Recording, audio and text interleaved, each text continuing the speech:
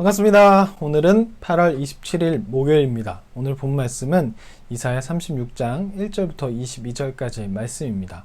어제 말씀드린 대로 36장부터 39장까지는 히스기야 내러티브라고 볼 수 있습니다. 그 이유는 바로 열왕기하에 나오는 히스기야가 아수르에게 조롱을 당할 때 결국 이사야 선지자에게 물어보고 기도하고 승리하는 사건이 나오게 되는데, 그 사건과 동일한 내용이 36장부터 39장까지 들어 있습니다.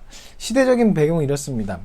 이 히스기야의 아버지였던 아하스는 친아수르였습니다. 하지만 히스기야는 그렇게 하지 않고 반대로 이제 반아수르로 하게 되었는데요. 처음에는 이 봉기를 일으켰습니다. 블레셋 민족과 기타 그 주변에 있는 민족들과 봉기를 일으켰다가 조금 상황이 안 좋아지니까 이제 박지처럼 다시 아수르 왕에게 조공을 바치죠. 그래서 위기를 모면합니다. 하지만 블레셋과 나머지 민족들은 계속 봉기를 일으켰고 결국 무너지게 됩니다. 그런 가운데 아수르에 계속 조공을 바치던 것을 빼서 어디로 돌리냐면 애굽으로 돌려버립니다. 그리고 이제 애굽을 의지하면서 친애굽 세력을 하죠.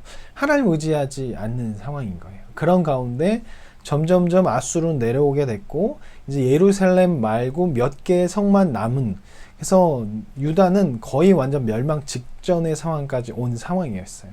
그런 가운데 이제 아수르 왕 사네립이 히스기야에게 이제 사신을 한 명 보내게 되는데, 그의 이름이 바로 랍사게입니다.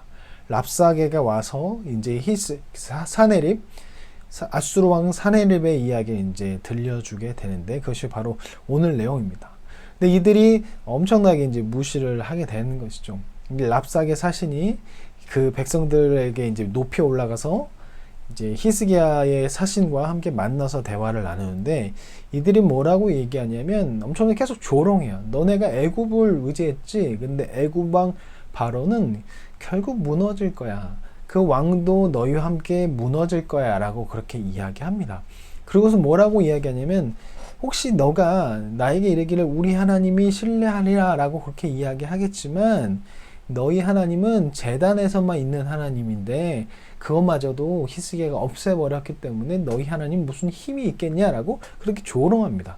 그리고 난 후에 또 조롱을 하는데 뭐라고 얘기하냐면, 너희 하나님이 우리 보고 너네 치라고 시켰어 하면서 자신의 생각과는 전혀 다른 조롱하기 위한 그런 말을 하게 되는 것이죠. 이 말을 계속 듣고 있었던 이제 남유다의 사신들이 이 이야기를 이제 백성들이 들으면 막 난리가 날까봐 이제 뭐라고 얘기하냐면, 우리랑 대화하는 것처럼 아람어로 말했으면 좋겠다. 백성들이 듣지 못하게 아람어로 말해. 우리 아람어 잘하니까 아람어로 대화하자. 이 아수르 사람들은 아람어로 했던 걸로 보여집니다. 그래서 아람어로 하자고 했더니 이 랍사게가 지금 장난하냐? 내가 너네 이렇게 요청 다 들어주고 백성들에게 이 얘기 모르게 하기 위해서 왔냐? 하면서 대변 먹고 소변 먹고, 그러니까 너네는 내 똥이나 닦아야 할 놈인데 내가 왜 너희 눈치를 봐야 하냐 하면서 더 큰 목소리로 위로 올라가서 너희 왕이 이렇게 말하지, 너희 왕이 여호와를 의지하라고 하지, 다 듣지만 소용없어. 하나님 의지할 필요 없어. 아무 힘도 없어.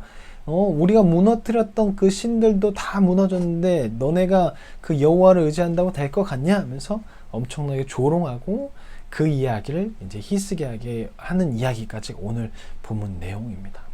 참으로 정말 심한 조롱을 당해요. 하나님의 이름도 조롱을 당하고 하나님의 백성도 조롱을 당하고 또 완전히 다 조롱을 당한 상황이었어요.